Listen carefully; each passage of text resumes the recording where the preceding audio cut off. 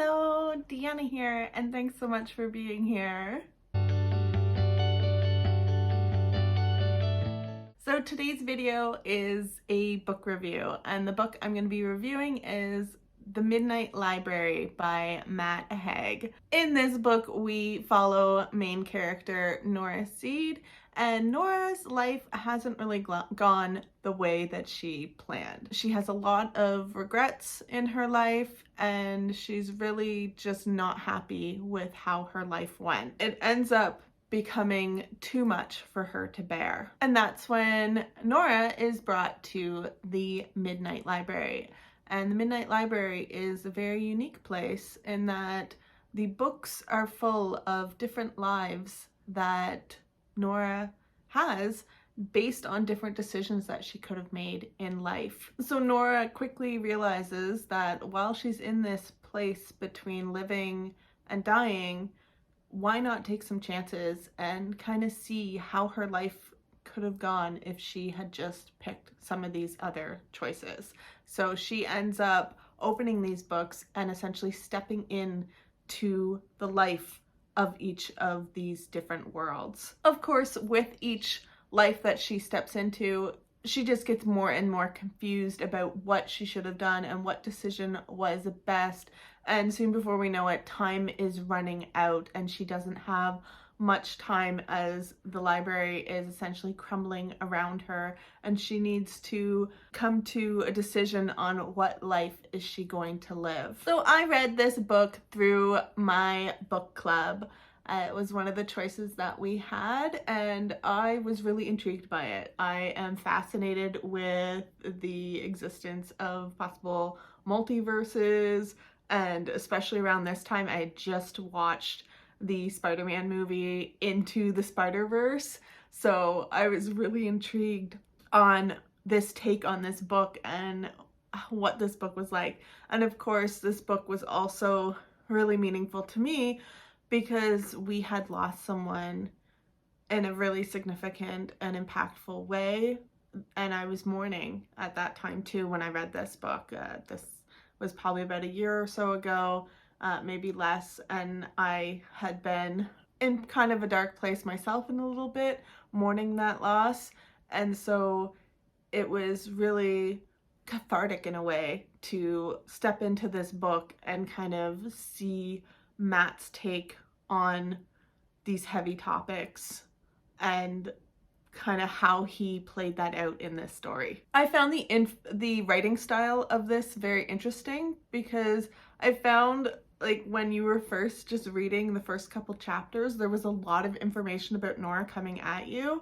Like, it was essentially almost info dumps in some of these like interactions that she was having with people as you were realizing different ways that her life went, and just the countdown clock that we had to this decision. It really just kind of made you wonder, like, okay, what happened? What was going on? What is she gonna do?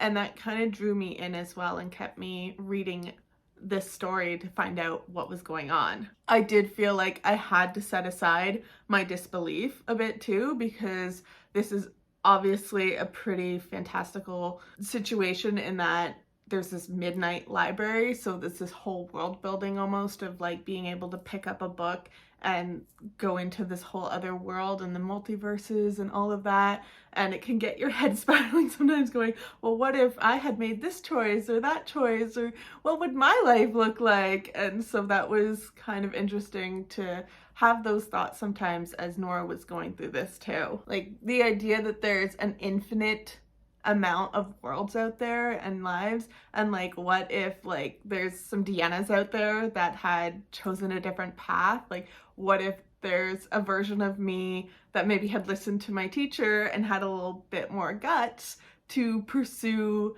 a career in journalism? Like, where would I be in my world right now? Where would my life be? So it was kind of interesting in a way to get yourself thinking about that and thinking. But at the same time too, I'm very much one of the philosophy that I don't want to live with regrets. Like, I don't always look back and think like, oh, I should have done.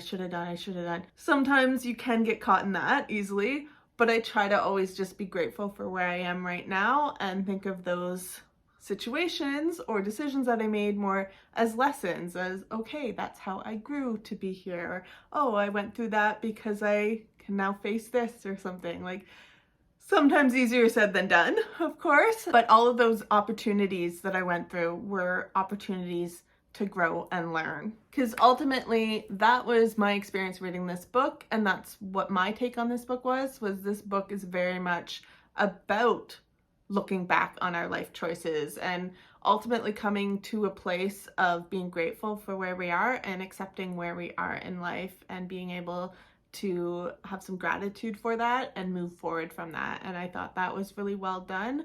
As I said, it was very cathartic for me too. It came to me in a place and a time when I really needed that bit of spark of hope and that bit of spark of just reminding myself that yes, it is okay sometimes to have doubts and to grieve and to be sad, but there's also so much beauty and wonder, and we are where we are, and there's always a way to move forward and be grateful for what we do have in so many ways. So I just want to take this opportunity, just because of the heavy topic that was very much an undercurrent and the driving force of this book, is that if you or someone you know is struggling, please reach out.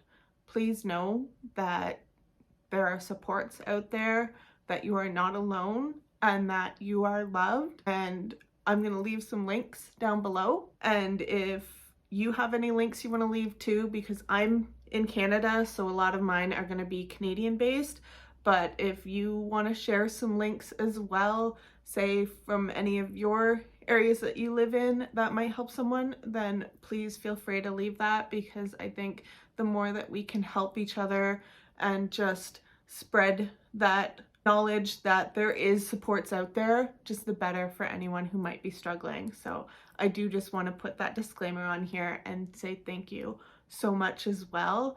And I appreciate anyone who might be able to leave any links, and I will leave some in the description too. So thank you. So overall, to bring it back and go back to this book, I give this book a 4 out of 5. It was one that I enjoyed. I very much needed it in the moment when I was reading it. I really appreciate what Matt did. I really appreciated the book. I thought it was interesting, these different lives that she lived. The only reason it's not like a 5 out of 5 for me is because I tend to reserve those to ones that I would reread, and I don't know if I would reread this one other than maybe if I was in that dark place again.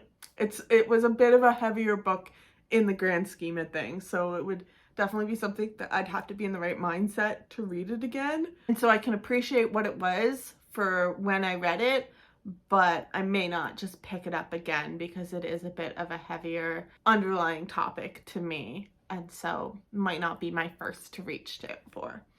But other than that, that was it. So that was The Midnight Library. I hope you enjoyed. If you read it, let me know. As usual, I did leave a link in the description as well for my blog post, because I did write a blog about this. Might have been a little more eloquent in that blog, as this is a bit of a heavier topic, so sometimes it gets me a little tongue-tied. But I was able to write out my thoughts too, so if you'd like to see more of my thoughts about it, go ahead and check out the blog. Other than that, I'm gonna leave you to this. Thank you so much for watching. I hope you enjoyed. If you did, give it a like. I appreciate it. Subscribe, all that fun stuff. I am doing lots of book reviews. I am going through all the lovely books that I have read and experienced and my thoughts on them. So I hope you enjoyed. And I hope you have a wonderful rest of your day, night, evening, whatever time it is, wherever you are in the world. Take care of yourself. Thank you so much for being here, and you will see me next time. Bye!